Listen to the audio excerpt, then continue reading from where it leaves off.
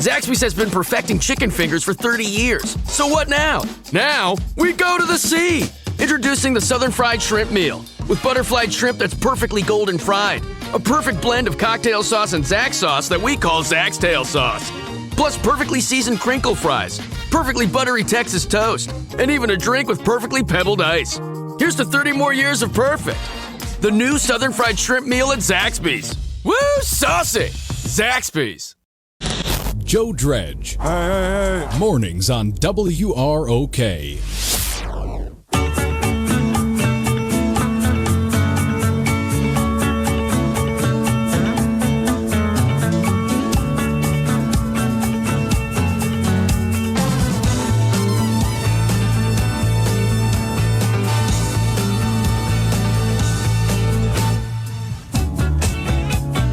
Over 95 years in the books and still on top. This is Rockford's News Talk 1440 WROK. 7 minutes after 7 o'clock at News Talk 1440 WROK. Tuesday morning, Riley and Joe. Not a bad morning out there. I mean, we've got some clouds, but nothing's pouring on us. It's certainly not cold. It's 65 degrees on our way to 81. Let's see where we are as far as wind goes. Zero. Humidity, 65%. Chance of precipitation today, we're still at 25%. So that's where it looks. Going to be some clouds, 81, 25% chance of a little rain coming. If it does, it'll be later this afternoon. Tomorrow, partly sunny and 80. Thursday's all sun and 80. Friday is partly sunny and 83. Saturday's partly sunny and 81. Best chances of rain, 25% today, 25% Saturday, bookended. Those are the bookends. In the middle, tomorrow 1%, Thursday 1%, Friday 1%. Okay. That's our chance of precipitation. That can all, of course, change with the drop of a hat, too. It's June. Yeah, Things pop-ups. Now, the pop-ups. You look, I don't see any storms, and all of a sudden you look, well, when did that form? The old pop-up. Yeah, I blame Freeport every time. The old weather switcheroo. I believe that's what they call it. That's a technical term. Joey Marino is going to technical use that term tomorrow. All right, we were talking in the last half hour a little bit about something that has been percolating and buzzing for well over a year, and that is the Chicago Bears moving to Arlington Heights. Yep. Leave Soldier Field, build a new stadium complex in Arlington Heights has been the talk. They started demolition last week, I believe, on Arlington Heights. And entered into a $197.2 million purchase agreement of a 326-acre plot of land in Arlington Heights to secure, quote, to secure the potential of the beginning of a new and exciting chapter for the Bears, our fans, the Chicagoland community, and the state of Illinois. That was part of their release on February 15th. Now, there seems to have been an about-face. Oh, I wonder what happened. Bears altered course a little bit on Friday when they met with representatives from Naperville about a potential new stadium there. According to NBC Chicago, it's not all that unexpected that this conversation took place. Right. Getting a new NFL stadium built is a long road full of peaks, valleys, and a lot of deal making. A lot of deals. A lot of deal making. So what happens now? Bears reiterated their February 15th press release by kicking out $197.2 million in a purchase agreement. But that does not ensure they're going to develop that land. Okay. Quote from the letter. Finalizing the purchase does not guarantee the land will be developed, but it is an important next step in our ongoing evaluation of the opportunity. There is still a tremendous amount of due diligence work to be done to determine if constructing an enclosed state-of-the-art stadium and multi-purpose entertainment district is feasible. I'll tell you this, they better do something significant on that property. They're destroying right now a historic race course. Yep. They sure are. If you are going to destroy that and leave it empty, and what, just put a lawn there? Put a lawn there, or even just develop it for houses, that's not going to go over well. I think a lot of people had made peace with the fact that trading the racetrack for the proposed facility was the right move to make. Sure. But if you told them you were buying it for other reasons, we're going to move Hallis Hall there. Oh boy! Yeah. Oh boy! Oh boy! That's crazy. Bears first put a purchase agreement on the property September of 2021. Year later, unveiled early plans to build a fully enclosed dome stadium on the property, as well as a multi-purpose entertainment, commercial / retail and housing district. The Bears have said from the start that the process, they'll fully fund construction of the stadium, which is expected to go between $2 and $3 billion. Okay. The team has said multiple times, though, they are going to need some help with the development of other areas. Quote, we publicly stated and repeat here again, if we construct a state-of-the-art stadium, we will not seek taxpayer funds locally or otherwise for the structure. If we proceed, however, this project would require assistance to ensure feasibility, including our securing property tax certainty and support for infrastructure commensurate with the public benefits the project will yield to the region. All right, let's split those two things into two, I think, distinct categories of things that they wanted. Yep. The first one, let's start with the second half first, and that's the infrastructure part of it. I don't think it's unreasonable for the Bears to expect the city to refurbish the area if they're bringing a $2 to $3 or more billion stadium there. Yep. I don't think it's outside the bounds for them to ask the city then to make sure getting in and out of the place is safe and easy and you just upgrading the infrastructure of the town. I don't have a problem with that. I don't either. Okay, I'm glad. Okay, no, I think that's the cost of doing business. I think it is. I don't like the fact that we all get stuck building a stadium that we then have to pay to go and sit in. Yeah, that's a different story. That stinks. And there is some argument to be made that it's a benefit to the city, and maybe the city should chip in a little bit to get it together. But when none of the profits from that stadium are coming in, so I like that division of costs there. We'll build the building. We're going to take the money from the building. You guys build the roads and all the other business that we're going to bring to town. That's fine, I think. Yeah, the Bears are talking about regional improvements such as roads for better traffic flow, water drainage for residents throughout the area.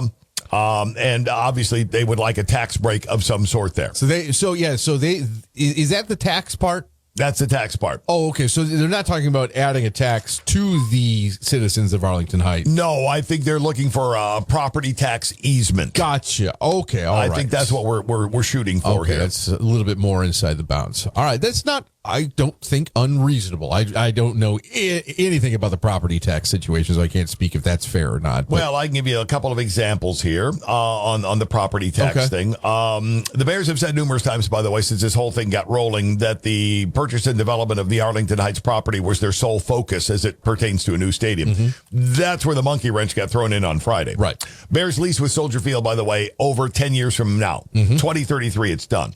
Bears have said all along they need two things to move forward with the plan to build in Arlington Heights. First, public funding for the infrastructure of the surrounding development, and the second is property tax certainty. Oh, wow. Okay. That second part has created an issue that the Bears now say has put their future in Arlington Heights at risk and has had them meet with representatives from Naperville. What's the problem?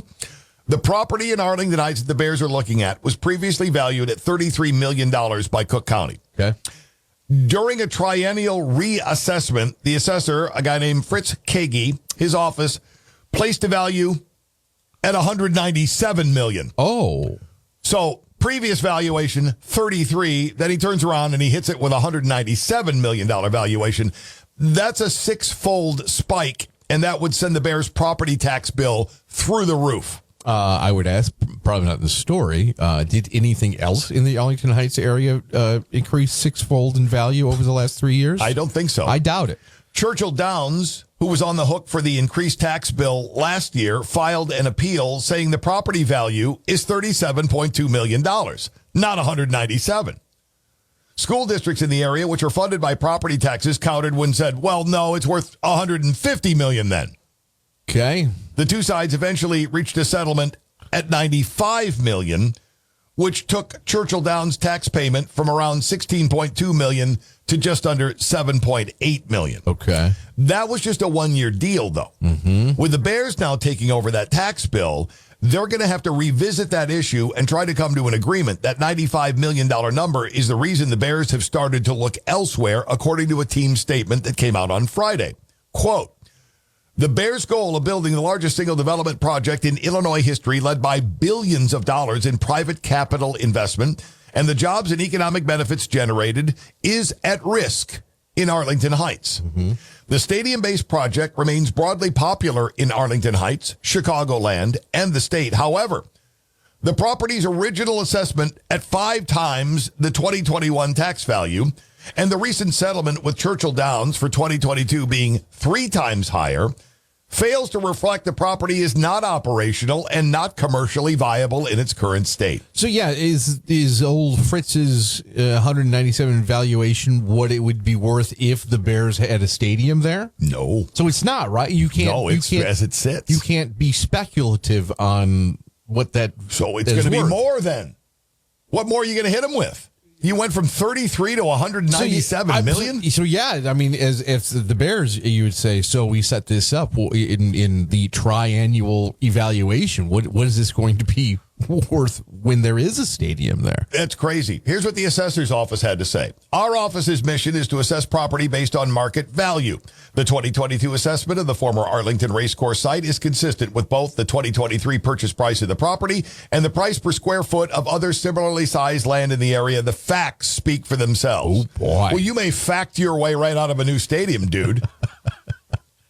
Well, interesting. You know, they're pretty consistent with the facts. I wonder how they can, because those words were pretty good. I wonder how they can twist those. So if they're saying that the value that it was sold to the Bears, in the size of it, that evaluation of 197 is consistent with what? With others around the country or other in the area? That's a great question. Okay, They don't really say that part. Bears in Arlington Heights battling over taxes. Naperville's mayor, Scott Worley, sent Bears president Kevin Warren a letter offering Naperville as a potential new home for the Bears. Quote, the city would welcome the opportunity to review your business needs and our available properties. Through prudent planning, Naperville is accessible via our region's major interstates and metro, several available or to be available sites that may fit the characteristics you're looking for in your future home. Okay. They are. I mean, Naperville, I mean, it's, I said this about many of the suburbs. They're pretty much indistinguishable from one another. Naperville is just maybe a little bit bigger version of Arlington Heights, just a little bit south. Yep. Now, Arlington Heights then counters with, it's not totally unexpected, so we appreciate the heads up. This is part of their due diligence at exploring all options, Arlington Heights Mayor Tom Hayes told NBC5 in Chicago. I would do the same as a business owner myself. I do the same as the mayor of another community if I have property in my town that could hold an NFL stadium. And so everybody's looking for their best interest, but I'm confident that in the end, Arlington Heights will be determined to be the best piece of property for the Bears Stadium for the next 50 years or more. There are still some hurdles to overcome with the respect to the Arlington property. The tax assessment for the next 2 years, obviously, is the initial hurdle. Once that's resolved, we're going to do all we can to encourage a settlement or resolution of that issue that I expect will move forward and see more definite plans from the Bears. Okay. Well, what makes the Arlington Heights property so attractive is the size, 326 acres, proximity to public transportation and the highway. Perfect. Is there anything that checks those boxes in Naperville? It's unlikely. No. It's unlikely. No, So, the ease of getting out of Arlington Heights would be a lot better than Arlington Heights is just set up. It's set up perfectly. So, is this a squeeze job by the assessor here? I mean, they knew. seems like it. Like they said early on. I mean, it's so well approved in the city, in the county, in the state. Yep. Overall, Got a good Q rating. Got good.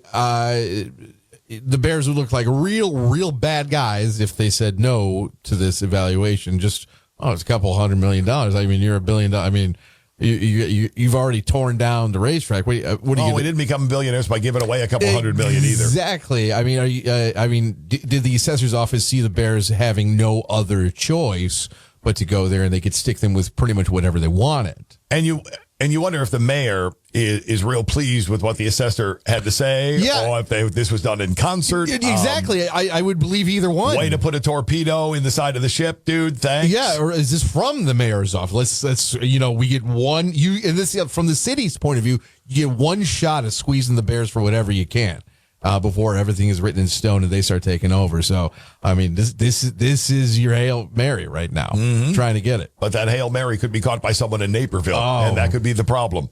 So, man, they will. I think they would piss people off so bad if they tore down the racetrack to not put the stadium there. I think that would honestly cost them fans. Why is it on the Bears though? why would it cost the Bears fans when the assessment has been jacked up so much that the Bears are like, no. I understand, but tearing down Arlington, the racetrack, is a far more tangible thing than the Bears being upset about a tax assessment. And I mean that was a cathedral to some people. And the cathedral had closed its doors anyway. Well, it not had a lot of worshiping going on. It had, but tearing it down and not doing anything with it, bad look. They'll be fine. Sure, obviously, sure, they'll be fine. But I didn't see it. I think we knew there was going to be a bump in the road somewhere. I mean, it's just positioning by all parties involved. I say Rockford gets into the mix. Why not? Come on. Why not? I think we're closer to Chicago than wherever the Niner Stadium is to San Francisco. Oh, it is much, yeah. Yeah, so that'd be fine. So, why not? Throw our head in there. We've got some land around here. Yeah, just open something in between Rockford and Belvedere. There's plenty of room out there. All right. Let's get that rumor going. All right. Start it up. 7:21. Clay and Bucket to spread rumors and other things after 11. Here's a preview. Mike Pence is...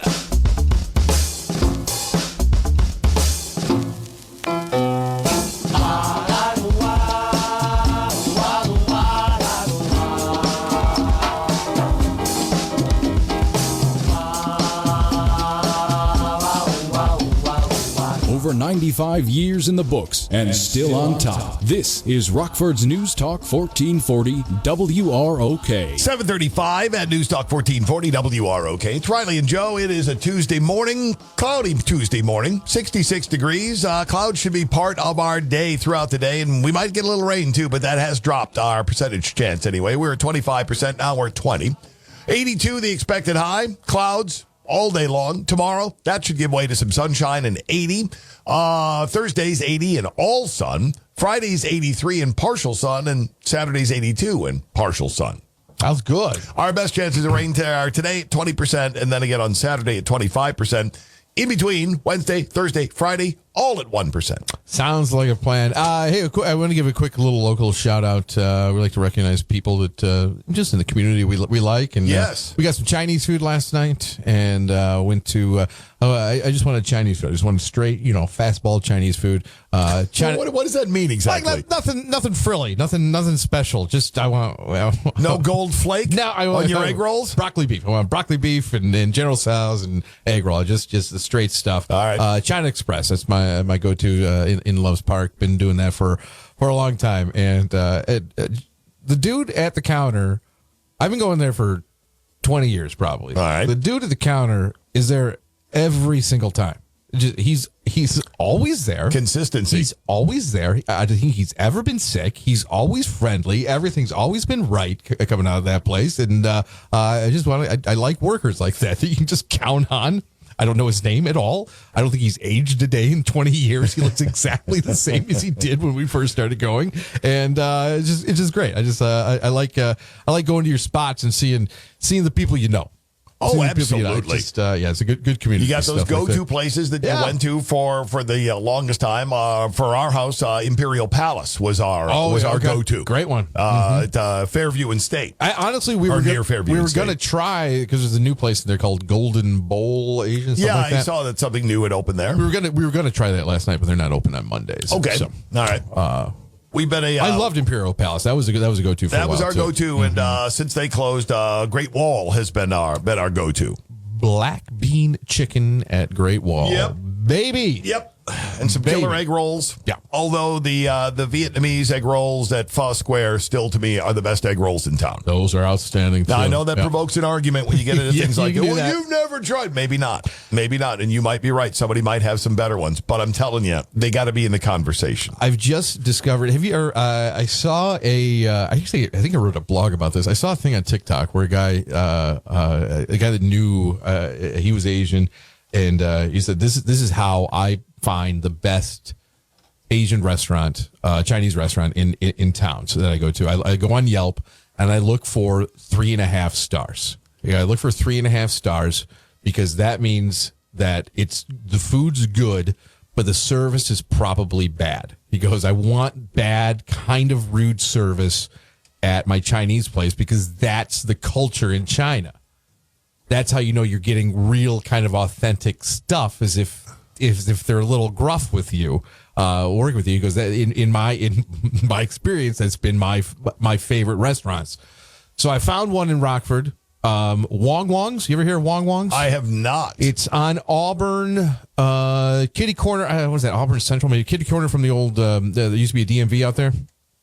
All the way out in Auburn. I know exactly what you're talking about. Yeah, so sure. kitty corner from that used to be a DeCatch in that building too. All right, I'm looking at a photo of the joint. I know exactly where you are. Yeah, it's Wong Wong's. Sure, we're at 3703 Auburn. Yeah, it is cash only. It is. I don't think I've said more than 3 words to anybody in that place. Well, the description: long time, no nonsense restaurant. That's what it says in its description. Long time, comma, no nonsense restaurant offering a variety of standard Chinese dishes in a low-key setting. Yes. You know, if it's something I hate more than anything else, it's a high-key setting and a lot of nonsense.